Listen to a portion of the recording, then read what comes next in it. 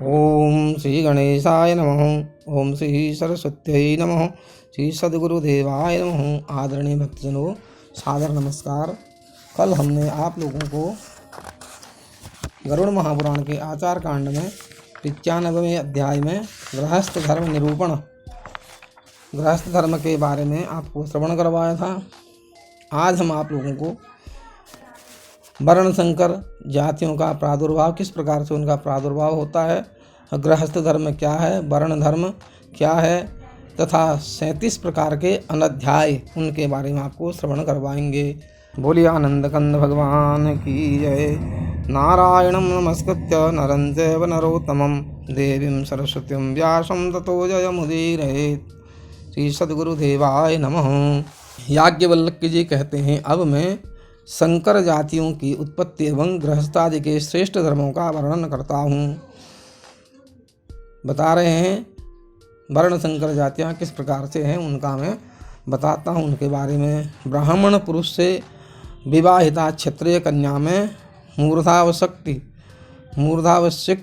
विवाहिता वैश्य कन्या में अम्बष्ठ और विवाहिता शूद्रा में पारसव निषाद नामक संकर का जन्म होता है। क्षत्रिय पुरुष से वैश्य कन्या में महिष्य तथा शूद्रा में म्लेच्छ की उत्पत्ति होती है। वैश्य पुरुष से शूद्र वर्णा स्त्री में कर्ण नामक संकर जाति संतान का जन्म होता है। क्षत्रिय पुरुष से ब्राह्मण स्त्री में सूत, वैश्य पुरुष से ब्राह्मणी में वैदेहक तथा शूद्र पुरुष से ब्राह्मणी में सर्ववर्ण निंदनीय चांडाल की उत्पत्ति होती है। क्षत्रिय स्त्री में वैश्य से मागध और शूद्र से क्षता नामक संकर संतान का जन्म होता है। इसी प्रकार वैश्य स्त्री शूद्र पुरुष के संसर्ग से अयोगव नामक वर्ण संकर पुत्र को जन्म देती है। क्षत्रिय पुरुष से वैश्य कन्या में उत्पन्न हुए महिष्य संकर के द्वारा करणी वैश्य से शूद्र में उत्पन्न स्त्री के साथ संसर्ग होने पर रथकार का जन्म होता है। जो उच्च वर्णीय पुरुष से निम्न वर्णा स्त्री में संतान उत्पन्न होती है, वह अप्रतिलोमज अथवा अनुलोमज संतान है, और निम्न वर्गीय पुरुष से उच्च वर्णा स्त्री में संतान जन्म ग्रहण करती है, वह प्रतिलोमज संतान है। प्रतिलोमज असत हैं और अनुलोमज सत हैं। जाति का उत्कर्ष 7वें, 5वें अथवा 6ठे जन्म में होता है। यहाँ जाति शब्द से अभिवर्णित मूर्धावशक्त आदि जातियाँ ली गई हैं। प्रकृत संक्षेप से और समझना चाहिए। ब्राह्मण से शूद्रा में उत्पन्न संतान निषाद कही जाती है। यह संतान यदि कन्या है तो उसे निषादी कहा जाता है। इसका यदि ब्राह्मण से विवाह हो और उससे उत्पन्न कन्या का पुनः ब्राह्मण से विवाह हो, आगे उससे भी उत्पन्न कन्या का पुनः ब्राह्मण से विवाह हो, इसी क्रम से उत्पन्न 6ठी कन्या से विवाहित ब्राह्मण के द्वारा उत्पादित 7वीं संतान शुद्ध ब्राह्मण वर्ण की होगी। ऐसे ही ब्राह्मण से वैश्य जातीय कन्या में उत्पन्न अम्बष्ठ जाति की 5वीं कन्या की 6ठी संतान शुद्ध ब्राह्मण होगी। मूर्धावशक्ता कन्या की इसी कन्या से क्रम उत्पन्न 4थी कन्या की 5वीं संतान शुद्ध ब्राह्मण ही होगी। ठीक उसी स्थिति में और महिष्याकी है। ये दोनों उग्र एवं महिष्य जाति की कन्याएं यदि क्षत्रिय से ही विवाहित होती गई तो उनकी 6ठी और 5वीं संतति शुद्ध क्षत्रिय होगी। ऐसे ही कर्ण जाति की कन्या वैश्य वर्ण के पुरुष से विवाहित होकर यथाक्रम 5वीं संतान को शुद्ध वैश्य रूप में ही उत्पन्न करेगी। इसके अतिरिक्त यह भी जानने योग्य है कि कर्म का व्यत्यय होने से भी जिस वर्ण का कर्म किया जा रहा है वही वर्ण 7वें, 6ठे तथा 5वें जन्म की संतान को जाता है। स्पष्ट रूप से इस प्रकार समझा जा सकता है। धर्मशास्त्र के अनुसार ब्राह्मण को अपनी मुख्य वृत्ति याजन तथा अध्यापन आदि से जीविका चलानी चाहिए। आपत्तिकाल में अपनी मुख्य वृत्ति से जीविका न चल पाने पर क्षत्रिय वृत्ति वैश्य वृत्ति या शूद्र वृत्ति भी ब्राह्मण स्वीकार कर सकता है। यही क्षत्रिय एवं वैश्य के बारे में भी व्यवस्था है। जब कोई वर्ण अपनी मुख्य वृत्ति का परित्याग कर अन्य द्वितीय तृतीय वर्ण की वृत्ति स्वीकार करता है तो वह हीन वर्ण की वृत्ति मानी जाती है, और यही हीन वर्ण की वृत्ति स्वीकार करना ही कर्म व्यत्यय है। इस प्रकार के कर्म व्यत्यय होने पर आपत्ति काल के अभाव में भी यदि कोई हीन वर्ण की वृत्ति का परित्याग नहीं करता है तो वह उसकी 7वीं, 6ठी, 5वीं कुल परंपरा में उत्पन्न संतति उस हीन वर्ण की ही होगी जिस हीन वर्ण की वृत्ति स्वीकार कर जीविका निर्वाह किया जा रहा है। दृष्टांत के रूप में यह कहा जा सकता है, यदि कोई ब्राह्मण सूत्र वृत्ति से जीविका चला रहा है और उसका परित्याग बिना किए पुत्र उत्पन्न कर रहा है तथा यह पुत्र भी सूत्र वृत्ति से ही अपना जीवन चलाता हुआ अपना पुत्र उत्पन्न कर रहा है एवं यह तीसरा पुत्र भी शूद्र वृत्ति में रहकर ही अपना पुत्र उत्पन्न कर रहा है, तो ऐसी परंपरा में 7वें जन्म में शूद्र ही उत्पन्न होगा। वैश्य वृत्ति से जीविका निर्वाह की दशा में 6ठे जन्म में वैश्य ही उत्पन्न होगा। क्षत्रिय से जीविका निर्वाह की स्थिति में 5वें जन्म में क्षत्रिय ही उत्पन्न होगा। क्षत्रिय भी शूद्र वृत्ति से जीविका निर्वाह करने पर 6ठे वंश में शूद्र वर्ण की एवं वैश्य वृत्ति से जीविका निर्वाह करने पर 5वें वंश में वैश्य वर्ण की संतान उत्पन्न करेगा। ऐसे ही वैश्य भी शूद्र वृत्ति से जीविका निर्वाह करते हुए अपनी पुत्र परंपरा के 5वें जन्म में शूद्र को ही उत्पन्न करेगा। इसी प्रकार से यह भी ज्ञातव्य है 3 प्रकार की जातियां हैं, संकर जाति, संकीर्ण संकर जाति तथा वर्ण संकीर्ण संकर जाति। संकर जाति के मूर्धावशिष्ट, अम्बष्ट आदि 6 भेद ऊपर बताए गए हैं, उन्हें अनुलोमज कहा गया है। ऐसे ही सूत, वैदेहक आदि भी 6 संकर जाति के भेद पहले ही कहे जा चुके हैं, ये प्रतिलोमज हैं। संकीर्ण संकर जाति के जो लोग होते हैं उनका निर्देश पहले रथकार की उत्पत्ति बताकर किया गया है। अब वर्ण संकीर्ण संकर जाति के लोगों को इस प्रकार समझनी चाहिए। मूर्धावशिकता स्त्री में क्षत्रिय, वैश्य अथवा शूद्र से जो उत्पादित हैं, ऐसे ही अम्बष्ट जाति की स्त्री में वैश्य अथवा शूद्र के द्वारा उत्पादित हैं, अथवा पार्श्व निषाद जाति की स्त्री में शूद्र के द्वारा जो उत्पादित है वे वर्ण संकीर्ण संकर जाति के होते हैं, उन्हें अधर प्रतिलोमज कहते हैं। इसी प्रकार मूर्धावशक्त, अम्बष्ट एवं पार्श्व निषाद जाति की स्त्रियों में ब्राह्मण के द्वारा जो उत्पादित हैं, माहिष्य एवं उग्र जाति की स्त्रियों में ब्राह्मण अथवा क्षत्रिय से जो उत्पादित हैं, और कर्ण जाति की स्त्री में ब्राह्मण, क्षत्रिय तथा वैश्य से जो उत्पादित हैं उन्हें उत्तर अनुलोमज कहते हैं। उनमें अधर प्रतिलोमज असत तथा उत्तर प्रतिलोमज सत माने जाते हैं। गृहस्थाश्रम की को प्रतिदिन विवाहाग्नि में अथवा संपत्ति विभाग के समय स्वयं लाई गई संस्कृत अग्नि में स्मार्त कर्म वैश्वेदेव आदि संपन्न करना चाहिए। स्रोत कर्मानुष्ठान, अग्निहोत्र आदि वैतानाग्नि आहवनीय आदि अग्नियों में कराना चाहिए। शरीर चिंता प्रातः सायं अवश्य करणीय। मलमूत्र विसर्जन को शास्त्रीय विधि से संपन्न कर गंध लेपन निवृत्ति पर्यंत शुद्धि प्राप्त कर दंत धावन एवं स्नान कर द्विज को प्रातःकाल संध्योपासना करना चाहिए तथा उसके बाद में अग्नि में हवन अग्निहोत्र करके समाहित चित्त से सूर्य देवता के मंत्रों का जप करना चाहिए। इसके बाद गृहस्थाश्रमी वेदार्थ, निरुक्त, व्याकरण आदि तथा अन्य विविध प्रकार के शास्त्रों का अध्ययन करें। योगक्षेम आदि की सिद्धि के लिए उसको ईश्वर की उपासना करनी चाहिए।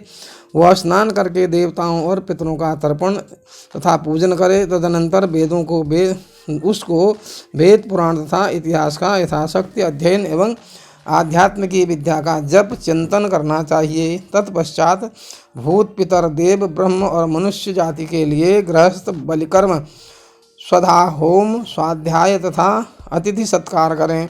देवताओं के लिए अग्नि में हवन करना चाहिए। भूत बलि, श्वान, कुत्ता, चांडाल एवं काक आदि के लिए पका हुआ अन्न भूमि पर दें। पितृगण एवं मनुष्यों को अन्न के सहित जल भी प्रतिदिन प्रदान करना चाहिए। प्रतिदिन स्वाध्याय करें। केवल अपने लिए अन्न पाक न करें।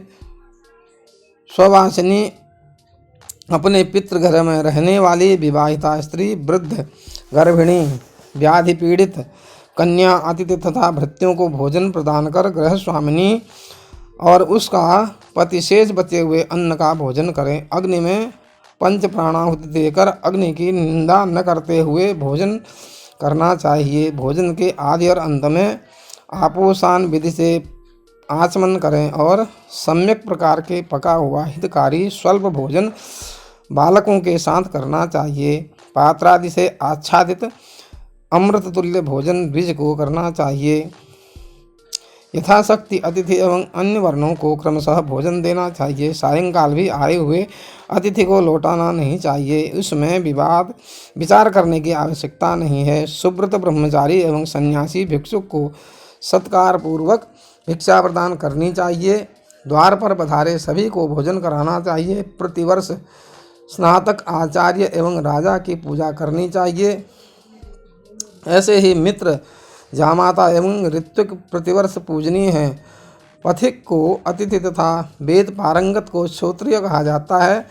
ब्रह्मलोक की कामना करने वाले गृहस्थ जनों के लिए ये दोनों मान्य हैं।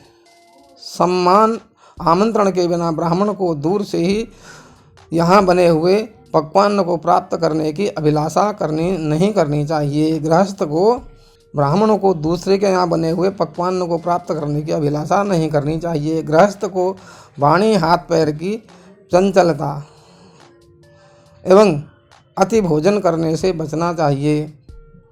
संतुष्ट स्तोत्र तथा अतिथि को विदा करते समय ग्राम की सीमा तक उसका अनुगमन करना चाहिए। गृहस्थ अपने इष्ट मित्र एवं बंधुओं के साथ दिन का शेष भाग व्यतीत करे। तदनंतर सायंकालीन संध्योपासना करके वह पुनः अग्निहोत्र कर भोजन ग्रहण करे। इसके बाद उसको अपने सुबुद्ध वृत्तियों द्वारा बैठकर अपने हित का विचार करना चाहिए। तदनंतर ब्रह्म मुहूर्त में निद्रा का परित्याग कर धनादि से ब्राह्मण को संतुष्ट करें तथा वृद्ध एवं दुखी भार ढोने वाले पथियों को भली भांति मार्ग दिखाकर प्रसन्न करें। यज्ञानुष्ठान, अध्ययन और दान वैश्य तथा क्षत्रिय का कर्म माना गया है। अनुष्ठान, अध्ययन और दान वैश्य तथा क्षत्रियों का कर्म माना गया है। इसके अतिरिक्त ब्राह्मण के लिए याजन, अध्यापन तथा प्रतिग्रह ये 3 कर्म अधिक बताए गए हैं। क्षत्रिय का प्रधान कर्म प्रजापालन है। वैश्य वर्ण के लिए कुशीद, सूद, कृषि, वाणिज्य और पशुपालन मुख्य कर्म कहा गया है। शूद्र वर्ण का प्रधान कर्म ब्राह्मण, क्षत्रिय एवं वैश्य को सेवा करना है। द्विजों को यज्ञादि कर्तव्यों में प्रमाद नहीं करना चाहिए। अहिंसा, सत्य, आस्तेय, शौच, इंद्रिय संयम, दम, क्षमा, सरलता और दान सभी के लिए धर्म साधन है। अपने वर्ण धर्मानुसार जीविका का आश्रय कर कुटिल और दुष्वृत्ति का परित्याग करना चाहिए। प्रधानम क्षत्रियम कर्मम प्रजानां परिपालनम, कुशिदम कृषि वाणिज्यम, पशुपाल्यम विश्व समर्थो, शूद्रश्च द्विजशुश्रूषा, द्विजो राज्यां, द्विजो यज्ञां च दापयेत। अहिंसा, सत्यमस्तेयम, शौचमिंद्रिय संयमः, दमः, क्षमार्जवम, दानम सर्वेषां धर्म साधनम, आचरेत सदसि वृत्तिम जम्हाम सठाम तथा। जो मनुष्य 3 वर्ष से अधिक काल तक के लिए अन्न का भंडारण करता है वह सोमरस पान करने की योग्यता रखता है। इसके पास मात्र 1 वर्ष भर के लिए अन्न रहता है, उसे मुख्यतः सोमयाग की प्राक्रिया कहनी चाहिए। द्विज को प्रतिवर्ष सोमयाग, पशुयाग, आग्नेयेष्टि तथा चातुर्मास्याग यत्नपूर्वक करना चाहिए। यदि इन यागों को करना प्रतिवर्ष संभव न हो तो इन यागों के काल में वैश्वानरी इष्ट ही कर लेनी चाहिए। मुख्य कल्प के संपादन में असमर्थ के लिए जो द्वितीय कल्प विहित है वह हीन कल्प है। सोमयाग, आग्नेयेष्टि आदि मुख्य कल्प हैं। वैश्वानरी इष्ट हीन कल्प है। यदि मुख्य कल्प के संपादन योग्य द्रव्य है तो हीन कल्प का संपादन नहीं करना चाहिए। जितने भी फलप्रद काम्य अनुष्ठान है, फल की कामना करने पर उन्हीं का संपादन करना होगा, उनको न। हीन कल्प का संपादन करने पर फल नहीं प्राप्त हो सकता है। ब्राह्मण को अपनी जीविका के लिए उस अति प्रसिद्ध अर्थ की भी इच्छा नहीं करनी चाहिए जो स्वाध्याय विरोधी हो। ऐसे जिस किसी भी व्यक्ति के लिए अर्थ पाने की इच्छा नहीं करनी चाहिए, किसी भी व्यक्ति से अर्थ पाने की इच्छा नहीं करनी चाहिए। जिसका आचरण संदिग्ध हो, विरुद्ध वृत्ति, अयाज्य, याजन आदि से भी अर्थ अर्जन नहीं करना चाहिए। ऐसे ही नृत्य, गीत आदि प्रसंग से भी अर्थ अर्जन नहीं करना चाहिए। जो द्विज यज्ञ के लिए शूद्र से धन की याचना करता है वह मृत्यु के पश्चात चांडाल योनि में जन्म लेता है। यज्ञ के लिए लाए हुए अन्न को जो संपूर्ण रूप से यज्ञ में नहीं लगाता है वह कुक्कुर, गृध अथवा काक योनि में जन्म ग्रहण करता है। ब्राह्मण को एक कुसूल कोष्ठक भर, एक मटका भर 3 दिन तक के लिए या 1 दिन तक के लिए अन्न संग्रह करना चाहिए, अथवा वह शिलोच वृत्ति से अपना जीवन निर्वाह करे। इन वृत्तियों में उत्तरोत्तर वृत्ति श्रेष्ठ है। यदि वह भूख से पीड़ित है तो उसको राजा अपने छात्र या यज्ञ करने वाले यजमान के ही अन्न धन की याचना करनी चाहिए, उनसे ही धन मांगना चाहिए। और दंभिक, हेतुक, पाखंडिक एवं बक वृत्ति वाले का सभी लौकिक शास्त्रीय कर्म में सर्वथा परित्याग करना चाहिए। वह स्वच्छ श्वेत वस्त्र धारण करे, सिर दाढ़ी के केश एवं नखों को यथा विधान कटवाए रहे। भार्या के साथ भोजन नहीं करना चाहिए। वह वस्त्र धारण कर तथा खड़े होकर भोजन नहीं करना चाहिए। एक वस्त्र धारण कर तथा खड़े होकर भोजन नहीं करना चाहिए। कभी भी अप्रिय वचन नहीं बोलना चाहिए। यज्ञोपवीतधारी ब्राह्मण को विनीत होना चाहिए। दंड और कमंडल धारण करना चाहिए। देव आदि को अपने दाहिने करके चलना चाहिए। वह नदी, वृक्ष छाया, भस्म, गोष्ठ, जल तथा मार्ग के मध्य में मूत्र का परित्याग न करे। अग्नि, सूर्य, गो, चंद्रमा, संध्या, जल, स्त्री और द्विजों के सम्मुख भी मूत्र त्याग नहीं करना चाहिए, वर्जित है। वह अग्नि एवं उदय तथा अस्त हो रहे सूर्य का दर्शन न करे। उसके लिए नग्न और मैथुनासक्त स्त्री, मूत्र और विष्ठा का दर्शन भी परित्याज्य है। पश्चिम सिर करके नहीं सोना चाहिए। थूक, रक्त, विष्ठा, मूत्र और विष को जल में छोड़ना अनुचित है। आग पर पैरों को सेकना तथा लांघना निषिद्ध है। जलांजलि द्वारा जल नहीं पीना चाहिए। अंजलि द्वारा जल नहीं पीना चाहिए और निद्रा निमग्न व्यक्ति को जगाना नहीं चाहिए। धूर्त वंचक का साथ नहीं करना चाहिए। रोगी जनों के साथ शयन नहीं करना चाहिए। धर्म विरुद्ध कर्मों का परित्याग कर देना चाहिए। चिंता, अग्नि का धुआं और नदी में तैरना वर्जित है। केश पर भस्म कर भूसी पर प्रज्वलित अग्नि के अंगारे पर और कपाल पर स्थित किसी नहीं होना चाहिए। किसी से बछड़े को दूध पिलाती हुई गाय को बताना नहीं चाहिए और किसी के घर में द्वार के अतिरिक्त अन्य गवाक्ष मार्गों से प्रवेश नहीं करना चाहिए। लोभी तथा शास्त्र विरुद्ध कर्म करने वाले राजा से प्रतिग्रह नहीं लेना चाहिए। वेद तथा धर्मशास्त्र आदि का अध्ययन करने वालों का उपाकर्म संस्कार श्रवण नक्षत्र के युक्त श्रावणी पूर्णिमा को होना चाहिए। संस्कार विहित औषधियों का सामग्रियों के उपलब्ध होने पर यह कार्य श्रावण मास की हस्त नक्षत्र से युक्त पंचमी तिथि में भी संपन्न हो सकता है। पौष मास के रोहिणी नक्षत्र में अथवा अष्टका के दिन ग्राम से बाहर जलाशय के पास वेदों का उत्सर्ग कर्म ग्राह्य सूत्र के अनुसार करना चाहिए। शिष्य, ऋत्विक, गुरु तथा बंधु बांधवों की मृत्यु होने पर 3 दिन का अनध्याय उपाकर्म तथा उत्सर्ग कर्म करने पर होता है, ऐसे ही अपनी शाखा के श्रोत्रिय ब्राह्मण की मृत्यु होने पर 3 दिन का अनध्याय होता है। संध्या के समय मेघ गर्जन होने पर, आकाश में उत्पात की ध्वनि होने पर, भूकंप होने पर तथा उल्कापात होने पर अनध्याय रखना चाहिए। वेद और आरण्यक का अध्ययन पूर्ण होने पर 1 दिन एवं 1 रात्रि अहोरात्र का अनध्याय होता है। अष्टमी, चतुर्दशी, अमावस्या, पूर्णिमा, चंद्र ग्रहण, सूर्य ग्रहण, ऋतु संधि की प्रतिपदा में तथा श्राद्ध भोजन अथवा श्राद्ध का प्रतिग्रह लेने पर 1 दिन और 1 रात्रि अहोरात्र का अनध्याय काल मानना चाहिए। पशु, मेढक, नेवला, कुत्ता, सर्प, बिडाल और सुअर के बीच में आने पर तथा शक्र ध्वज के अवरोहण का दिन आने पर एवं उत्सव का दिन होने पर भी एक ही दिन रात्रि का अनध्याय काल होता है।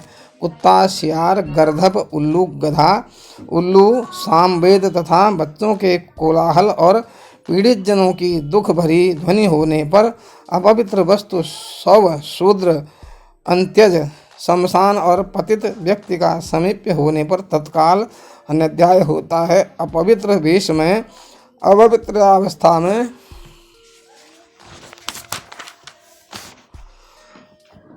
बार बार बिजली चमकने पर, 2 प्रहर तक बार बार मेघ गर्जन होने पर, भोजन करने के बाद हाथ गीला रहने पर, जल के मध्य में, अर्धरात्रि में तथा मध्य के 2 प्रहर में और आधी तूफान के बीच में भी उतने काल तक अध्ययन नहीं होना चाहिए। दिग्दाह होने पर, उत्पात जैसी धूल की वर्षा होने पर, संध्याकालीन कोहरा होने पर अथवा चोर, राजा आदि के कारण होने वाले उपद्रवों के समय में भी तत्काल अनध्याय होता है। स्वयं दौड़ते हुए अपवित्र मदिरा आदि का गंध आने पर तथा शिष्ट व्यक्ति के घर आ जाने पर अध्ययन करना वर्जित है। गधा, ऊंट, वाहन, रथ, हाथी, घोड़ा, नौका, वृक्ष और पर्वतारोहण का काल अनध्याय का ही काल होता है। उपर्युक्त 37 अनध्यायों को तत्कालिक अनध्याय माना गया है, अर्थात ये निमित्त जिस समय हों उस समय अनध्याय समझना चाहिए। देवता की मूर्ति, ऋत्विक, स्नातक, आचार्य एवं राजा की छाया पर स्त्री की छाया, रक्त, विष्ठा, मूत्र, थूक और उबटन की सामग्री का अतिक्रमण नहीं करना चाहिए। बहुश्रुत ब्राह्मण, सर्प, क्षत्रिय, नृपति की अवमानना कदापि न करें, ऐसे ही अपनी भी अवमानना न करें। उच्छिष्ट, जूठन, विष्ठा, मूत्र और चरण प्रक्षालित जल दूर से ही त्यागने योग्य है। श्रुति और स्मृति में कहे गए सदाचार का पालन करना चाहिए। किसी के गोपनीय रहस्य को प्रकाशित कर उसे कष्ट नहीं पहुंचाना चाहिए। किसी की निंदा या ताड़ना नहीं करनी चाहिए, किंतु पुत्र अथवा शिष्य को दंड देना चाहिए। मनुष्य को सर्वदा धर्म का ही आचरण करना चाहिए। धर्म विरुद्ध आचरण उसके लिए त्याज्य है। गृहस्थ व्यक्ति को माता पिता, अतिथि और धनी पुरुष के साथ विवाद नहीं करना चाहिए। दूसरे के सरोवर में से 5 पिंड मिट्टी बिना निकाले उसमें स्नान नहीं करना चाहिए। नदी, झरना, देव सरोवर और पोखर, तालाब में स्नान करना चाहिए। दूसरे की शैया पर शयन नहीं करना चाहिए। अनापत्ति काल में परान्न भोजन नहीं करना चाहिए।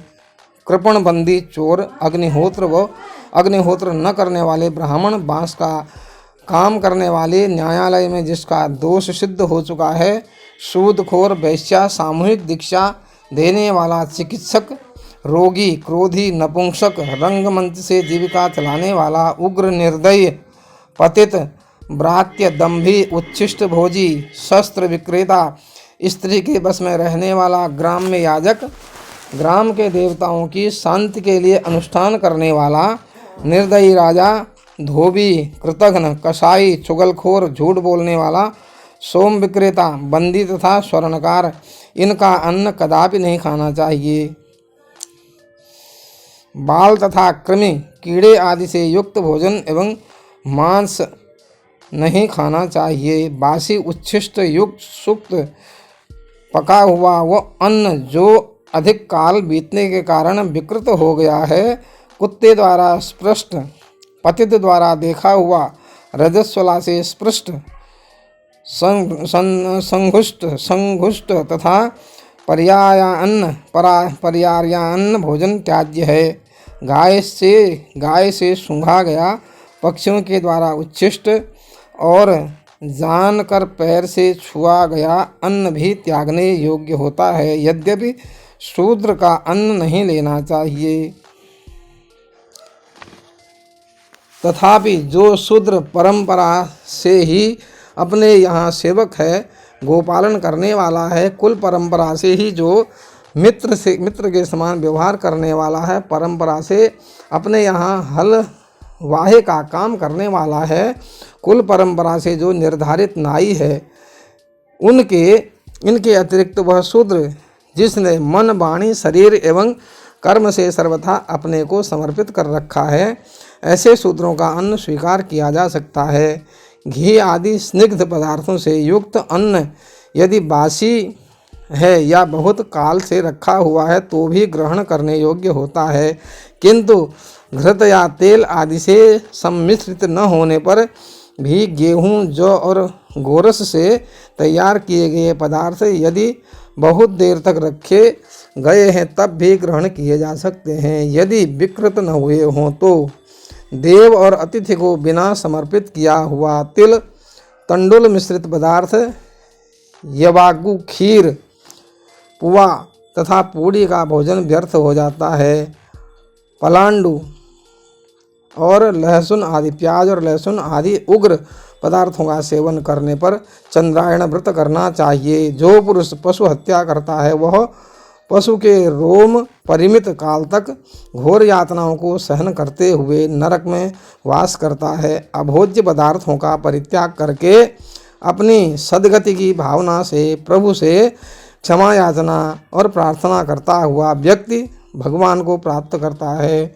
इस प्रकार से इस 96वें अध्याय में समस्त प्रकार के वर्ण संकर जातियों का प्रादुर्भाव किस प्रकार से होता है, गृहस्थ धर्म, वर्ण धर्म और 37 प्रकार के अनध्याय किस किस समय अध्ययन नहीं करना चाहिए उनके बारे में इस अध्याय में बताया गया है। कल हम आपको 97वें अध्याय में द्रव्य शुद्धि के बारे में श्रवण करवाएंगे। बोले आनंद कंद भगवान की जय। तब तक के लिए हरिनाम कीर्तन करेंगे। हरि शरणम हरि शरणम हरि शरणम हरि शरणम हरि शरणम हरि शरणम हरि शरणम हरि शरणम। बोले आनंद कंद भगवान की जय।